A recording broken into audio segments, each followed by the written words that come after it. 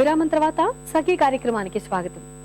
ఏమండి, స్త్రీల హక్కులన్నింటినీ వెనక్కి లాగేసుకుని బలవంతంగా మళ్లీ మధ్య యుగాల కాలం నాటి స్థితిలోకి నెట్టేందుకు ప్రయత్నాలు జరుగుతున్నాయి. దేశంలో జరుగుతున్న ప్రతి 4 అత్యాచారాల్లోనూ ఒకటి దేశ రాజధాని ఢిల్లీ నగరంలో జరుగుతోందట. దేశ రాజధాని నగరంలోనే ఇలాంటి పరిస్థితి ఉంటే ఇక మారుమూల ప్రాంతాల్లో స్త్రీల పరిస్థితి ఎలా ఉంటుందో ఓసారి ఊహించుకోవచ్చు. చాలా చోట్ల స్త్రీలు పట్టపగలు కూడా స్వేచ్ఛగా తిరగలేని పరిస్థితి ఎదురవుతోంది. అసలు ఇలాంటి పరిస్థితి గురించి ఎవరు మాట్లాడాలి?